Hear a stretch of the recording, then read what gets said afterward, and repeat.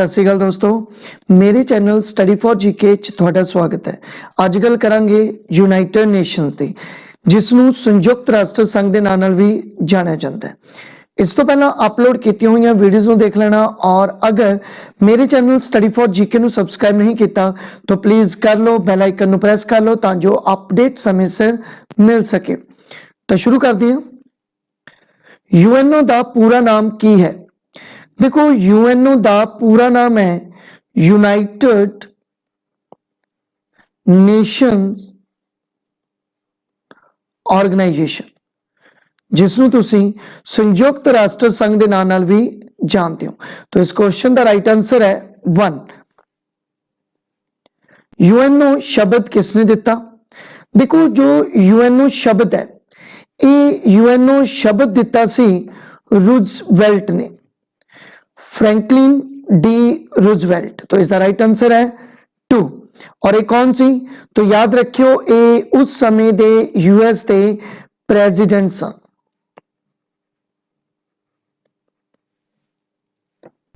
संयुक्त राष्ट्र संघ तो पहला विश्व पद्धर ते केड़ी संस्था सी? तो यूएनओ तो पहला जो संस्था काम कर रही सी वो सी League of Nation. League of nation.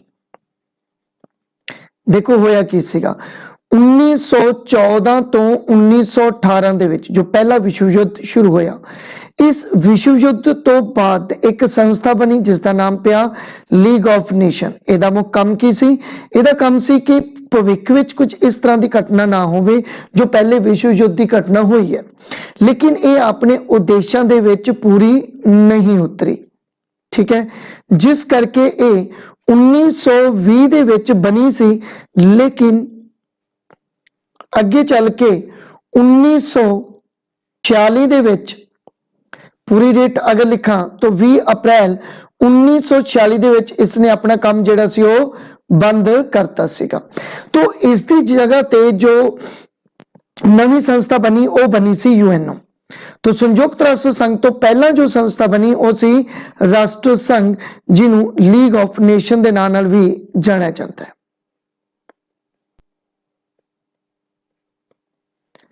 संयुक्त राष्ट्र संघ के झंडे विच किसका नक्शा है? देखो, संयुक्त राष्ट्र संघ के झंडे दे विच संसार का नक्शा है, दुनिया का नक्शा है। ਇਹਦੇ ਵਿੱਚ ऑलिव जो ब्रांचेस है वो भी है, पत्तियां, और संसार का जो है नक्शा भी है। और ये जो कलर अगर पूछने तो कलर भी याद रखियो, लाइट ब्लू कलर दे विच है। तो ऑलिव ब्रांचेस और संसार का नक्शा है यूएनओ के झंडे दे विच। अधिकारिक रूप में सब तो पहला संयुक्त राष्ट्र संघ का नाम कदों सामने आया? देखो, अधिकारिक रूप में गल करिए तो ऑफिशियली ये जो नाम सी ये 1942 दे विच सामने आया सी। तो इस क्वेश्चन का राइट आंसर है 3। अटलांटिक चार्टर नूं कदों पास किया गया? देखो, अटलांटिक चार्टर आया सी 1941 दे विच। एक्चुअल दे विच यूएनओ तो पहला दो चीज़ां हुई सी। पहला अटलांटिक चार्टर आया, और दूसरा यूएन डिक्लेरेशन।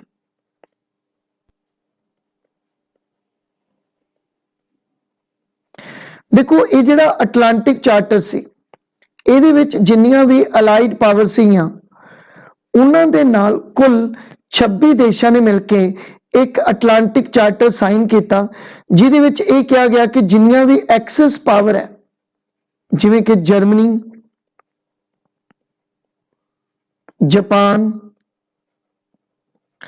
इटली वर्गियां जो एक्सेस पावर है, इन्हां दी पावर खत्म कर देनी चाहिए है।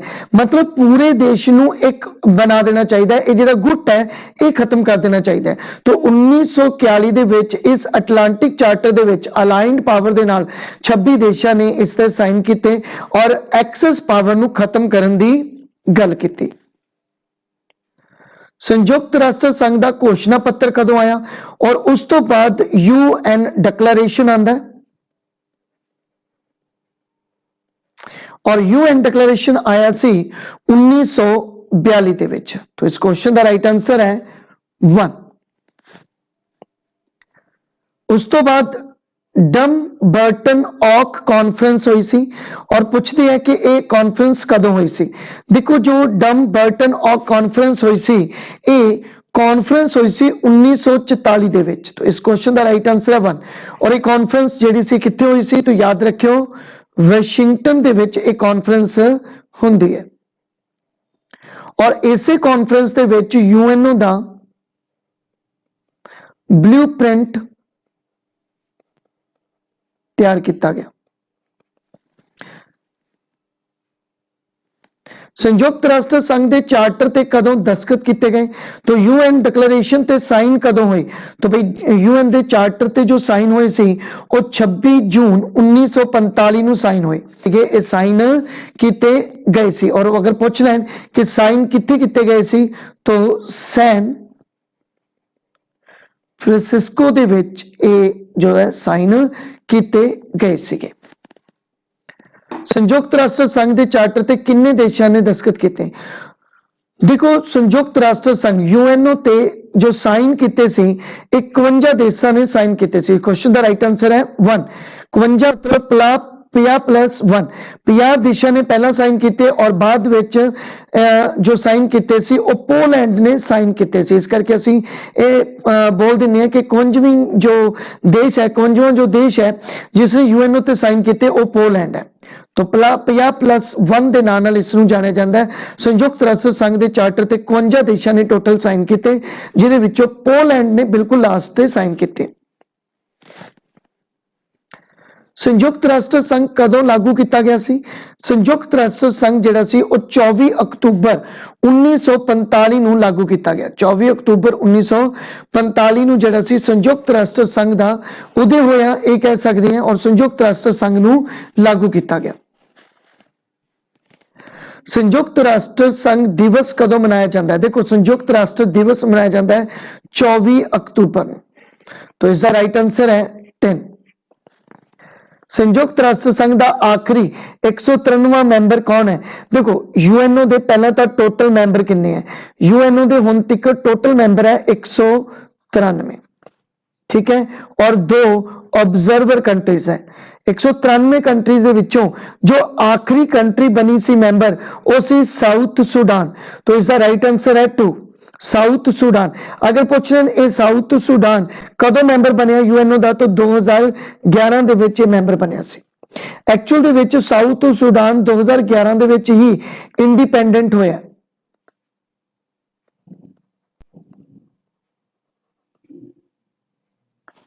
तो इस क्वेश्चन का राइट आंसर है 2। संयुक्त राष्ट्र संघ का मुख्य दफ्तर कितने है? तो देखो संयुक्त राष्ट्र संघ का मुख्य दफ्तर है न्यूयॉर्क दे विच। तो इस क्वेश्चन का राइट आंसर है 1। और अगर तुहानू पूछ लें प्लेस पूछ लें तो वह है मैनहट्टन आइलैंड। तो इस क्वेश्चन का राइट आंसर 1। संयुक्त राष्ट्र संघ दे विच किसने हिंदी विच भाषण दिता सी? देखो संयुक्त राष्ट्र संघ दे विच हिंदी विच भाषण देने वाले सन Atal Bihari Vajpayee.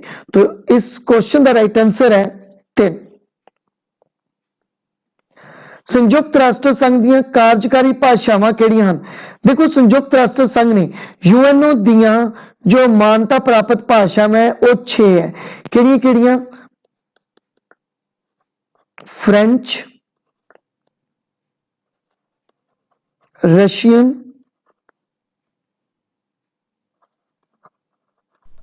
English, Chinese, Spanish अते अरेबिक। ये मानता प्राप्त 6 भाषावां। लेकिन उन्होंने पूछा कार्यकारी भाषावां तो किहड़ियां कार्यकारी भाषावां? तो 2 ही कार्यकारी भाषावां इंग्लिश अते फ्रेंच। तो इस क्वेश्चन का राइट आंसर होएगा 1। संयुक्त राष्ट्र संघ के झंडे नूं कदों स्वीकार किया गया सी? तो देखो संयुक्त राष्ट्र संघ के झंडे ਨੂੰ जो स्वीकार किया गया सी, ये स्वीकार किया सी 24 अक्तूबर 1947 ਨੂੰ। तो इस क्वेश्चन का राइट आंसर है 4। इतने तुसी याद रख सकते हो कि यूएनओ का जो प्रैम्बल है इसनों किसने तैयार किया सी? तो यूएनओ का प्रैम्बल तैयार किया सी फील्ड मार्शल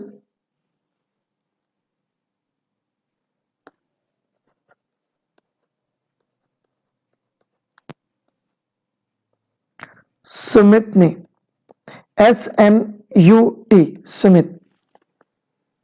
संयुक्त राष्ट्र संघ के कितने अंग हैं? देखो संयुक्त राष्ट्र संघ के 6 अंग मन्ने जाते हैं और वो केड़े-केड़े अंग है? General assembly,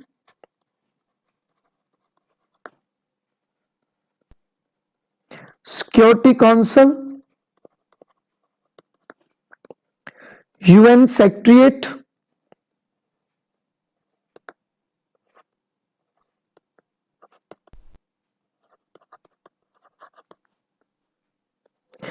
international court of justice,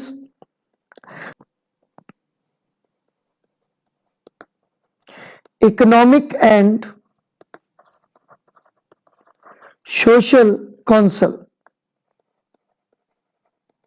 और आखिरी है ट्रस्टीशिप।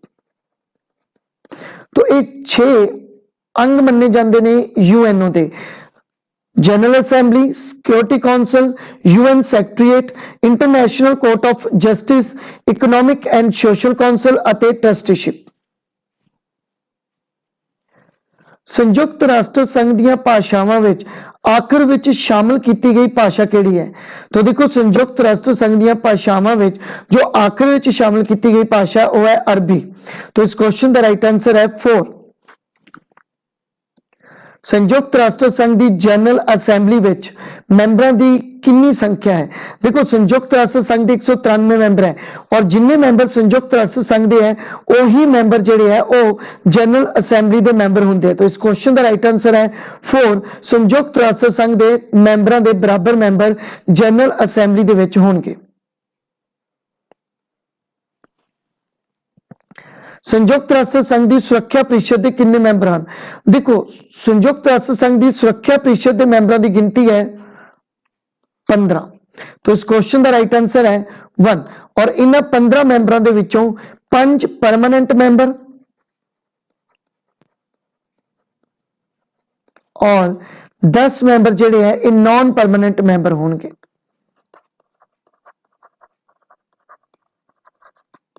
और ये जो 5 परमानेंट मैंबर है उन्होंने नाम भी तुहानू पता होने चाहिए हैं। USA, UK, रशिया, चाइना अते फ्रांस। देखो इन्हां 5 कोले पावर हुंदी है वीटो, जदों के जिहड़े नॉन परमानेंट मैंबर है ये हर 2 साल बाद चुने जाते हैं और इन्हां कोले जो पावर हुंदी है जस्ट वोटिंग की पावर हुंदी है।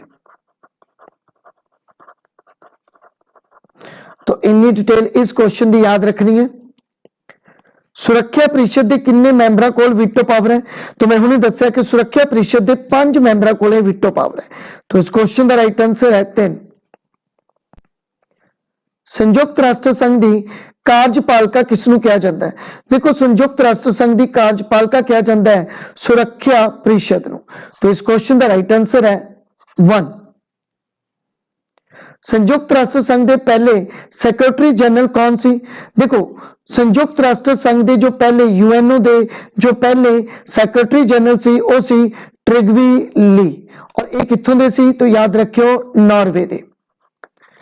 और अगर तुहानू पूछ लें कि करंटली हुण कौन है तो वो हैगे है एंटोनियो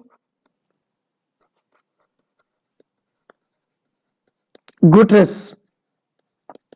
तो इसका राइट आंसर जो बनेगा वो बनेगा पहले तो 2 आंसर इसका राइट बनेगा, लेकिन अगर पूछ लें कि हुण केड़े है तो वो एंटोनियो गुटरेस है। सब तो पहले सी ट्रेगवी ली जो नॉर्वे ਦੇ ਸੀ और ਹੁਣ ਹੈਗੇ ਆ ਐਂਟੋਨੀਓ ਗੁਟਰੇਸ जो कि ਪੁਰਤਗਾਲ ਦੇ ਹੈ। ਇਹ ਵੀ ਯਾਦ ਰੱਖ ਸਕਦੇ ਹੋ ਤੁਸੀਂ, ਪੁਰਤਗੀਜ਼ ਦੇ। ਸੰਯੁਕਤ ਰਾਸ਼ਟਰ ਸੰਘ ਦੀ ਅੰਤਰਰਾਸ਼ਟਰੀ ਅਦਾਲਤ ਦੇ ਸੰਯੁਕਤ ਰਾਸ਼ਟਰ ਸੰਘ ਦੀ ਅੰਤਰਰਾਸ਼ਟਰੀ ਅਦਾਲਤ ਦੇ ਕਿੰਨੇ ਜੱਜ ਹਨ? ਤਾਂ ਉਹ ਹਨ 15। ਤਾਂ ਟੋਟਲ 15 ਜੱਜ ਹੈ और ये 15 जज 9 सालों के लिए इलैक्ट किए जाते हैं।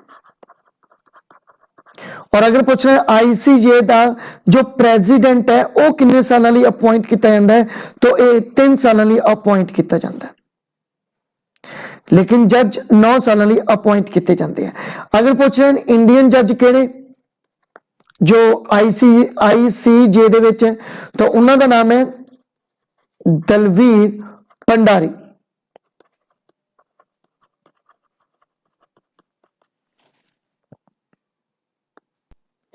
संयुक्त राष्ट्र संघ की अंतरराष्ट्रीय अदालत का मुख्य दफ्तर कित्थे है? काफी इंपॉर्टेंट क्वेश्चन है।